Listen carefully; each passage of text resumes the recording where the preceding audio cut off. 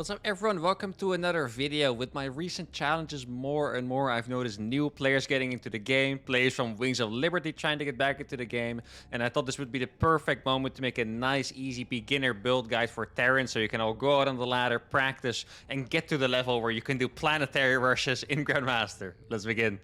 Alright, here we go. I'm going to be playing as the very terrifying easy AI for this tutorial here. This is probably your first opponent as well. Now, first things first, guys, there is one rule in StarCraft, and it's probes and pylons, SCVs and depots. You always have to be building SCV.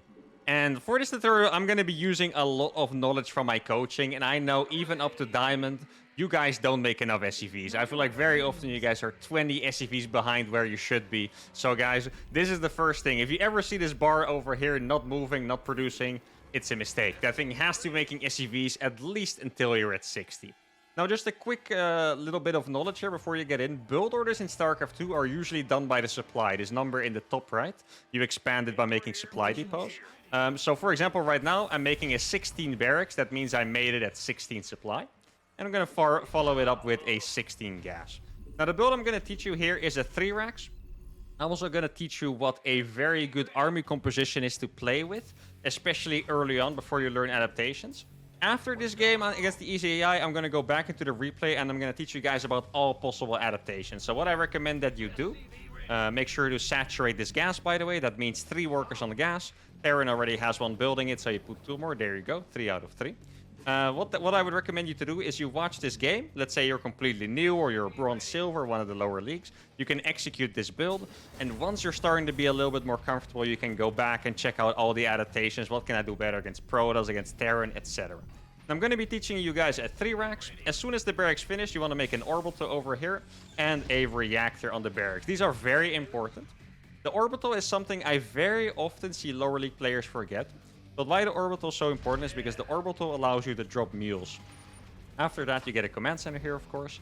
And mules are basically 3.5 SCVs. A mule is what allows Terran to keep up in economy. So if you play without orbitals, your economy is going to suck. So try to prevent that. Then as soon as it finishes, you can see you can drop the mule over here with E.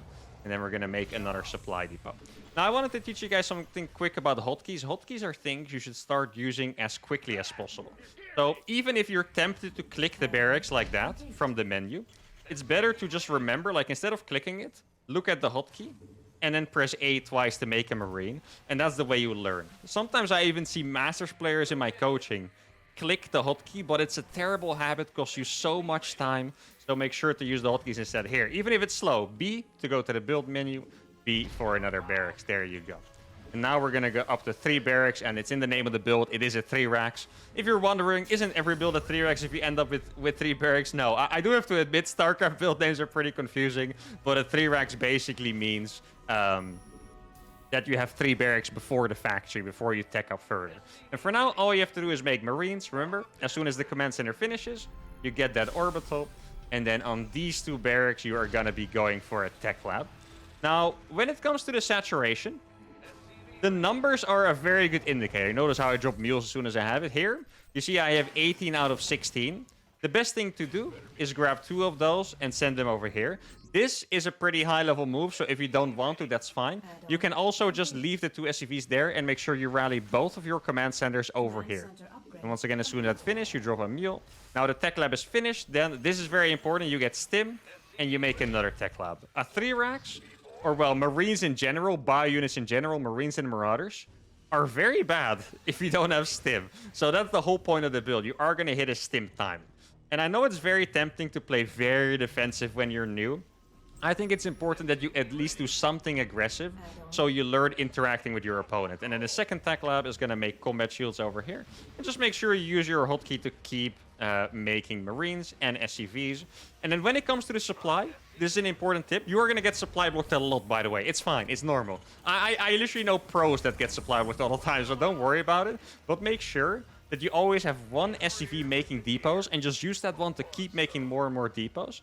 And then at some point, you want to go up to 2 SCVs. So here, you can already make the next one, for example, if you have a lot of money. There you go. This is completely fine. Then another tip I want to give is that very often I see people wait for their SCV to finish to make another one. But doing something like this is completely fine. If you have a lot of money, and you can just queue a couple extra SCVs. It's completely fine. It's better to have a few units in queue than to not be producing SCVs at all. Like, I can guarantee you, if I was playing in Platinum, even with that little break, I would have more SCVs than my opponent just because I have been consistently building them. And once you have enough gas, it's already been a while for me, you're gonna get a factory and an engineering bay. Then as soon as these couple units finish, notice that Stim is about to finish. We're gonna F2 and we're gonna A move across the map. Now, I did mention, when it comes to the hotkeys, hotkeying buildings is very important. You need your command centers hotkeyed, even if it's uncomfortable. You must have it. Your production must be hotkeyed, so you can literally do this. You can be in the corner of the map and make a bunch of Marines. That's very important, so you don't have to look back. But I don't think you necessarily have to hotkey the army yet. For now, you can use F2. And after your factory, you also want to get all of your extra refineries like this. There you go. And then you can get a couple extra barracks to go up to 5.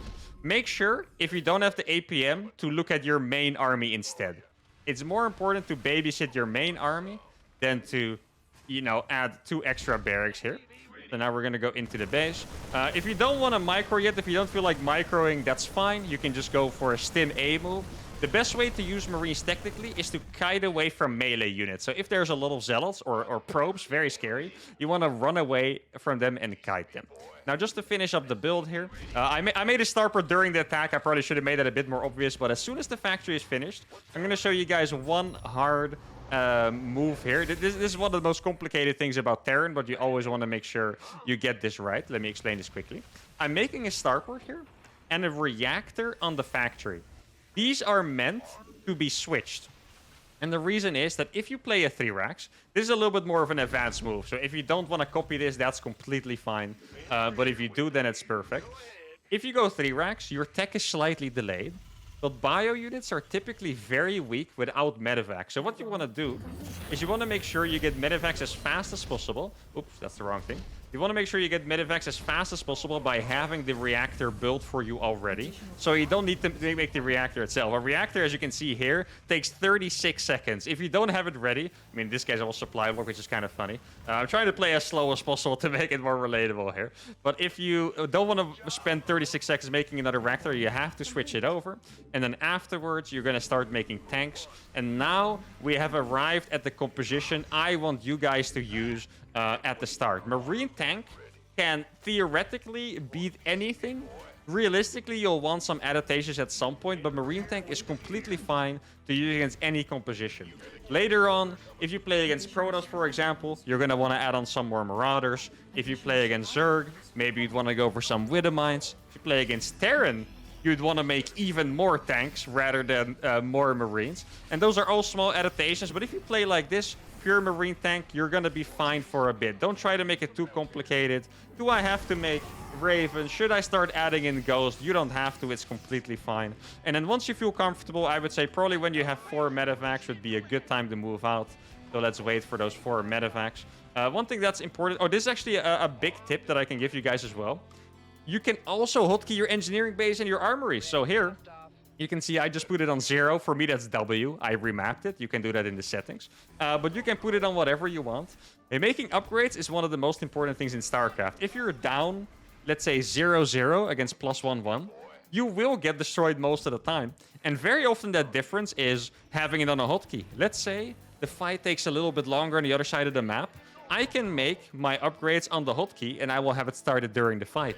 If my opponent didn't have that, I might be ahead by 1 upgrade and my next fight or my next attack is going to be absolutely massive.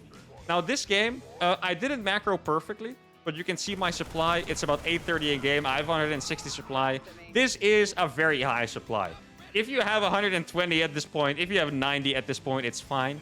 But it's good to have a little bit of a guideline at least. If you could get anywhere close to 160 at 8 minute 30, you are doing a fantastic job and you're probably ready for something new. But if you get anywhere close, you are doing a fantastic job. Now, let's say this is your first attempt and the AI completely destroyed you. I just showed you type GG and you click rewind here.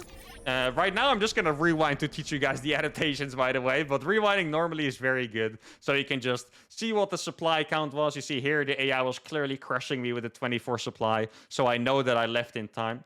But let's go back a little bit to look for some adaptations. So this is a little bit more advanced stuff. Once again, make sure you get the build down first.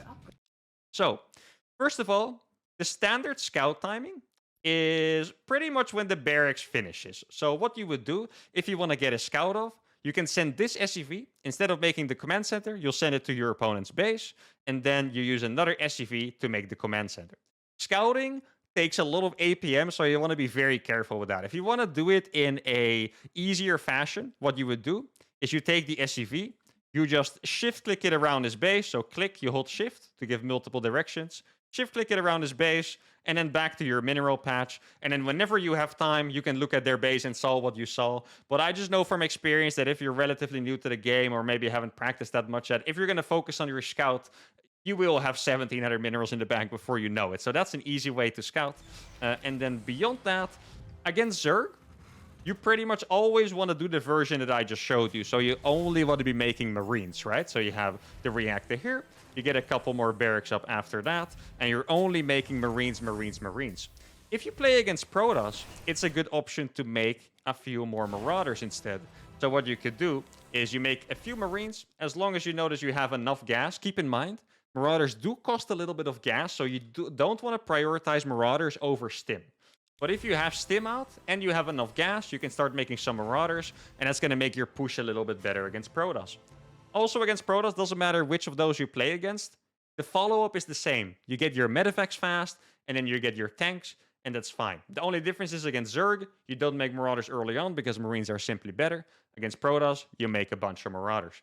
Against Terran, however, this build is going to be fine, but at some point, this build is going to fall off a little bit against Terran. Against Terran, you might want to start experimenting with some other builds once you notice it's not working out very well. I might do that in another video, but a build you could go for is, for example, a 1-1-1, meaning one barracks, one factory, one starport, and go for faster tanks. TVT bio is not as strong, because tanks absolutely annihilate Marines, basically, right? I do want to say, by the way, just a quick thing. I am starting my educational content again on Patreon. I'll be doing weekly videos, educational topics, how to scout, a little bit more advanced, and whatever you guys think. It's probably going to be on the $15 plus tier, so if you're interested in that, getting the weekly educational content, make sure to check that out. And if you guys want, yeah, I'll probably do that. I'll also post the replay to this game in the description, so you can see it a bit from a replay POV. I'm not sure if it's easier or harder, but that's something you could do. Now, there is one more adaptation that I wanted to mention that is quite important here. Let's skip forward a little bit. And it's going to happen at this point. So here, this is a decision you can make. For now, I let you guys play on 2 bases because I think that's the perfect place to learn. 2 base requires you to macro a bit, but you still have some pressure to end the game with micro. Like I mentioned earlier, people get very stuck in just trying to play defensive and never moving out and being max. This build forces you to macro, but still to interact with your opponent and learn how your army matches up against others and micro at the same time. But if you think you're ready to make that step going into the macro, you would make a 3rd command center instead of these 2 barracks. So then you get a faster economy. If you feel confident, you can make it here. For Terran, however, it's pretty standard to just make your command center on the high ground and fly it over. It's just a perk of playing Terran, which is quite nice. So yeah, don't hesitate to do that.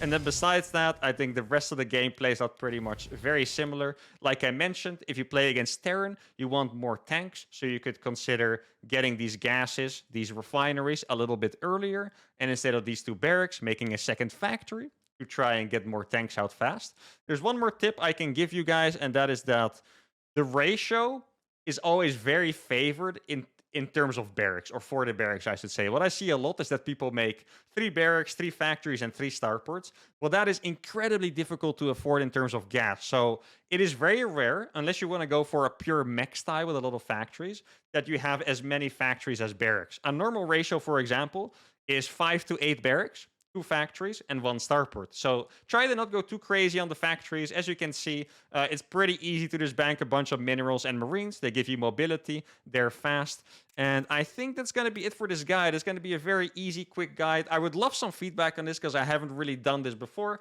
And of course, if you're interested, check out my Patreon. I will be answering a lot of questions in the comments for this one because it is meant for beginners. So whatever questions you have, doesn't matter if you think they're silly or not, feel free to post them there. And yeah, really hope you guys enjoyed this. See you guys in the next video. Adios.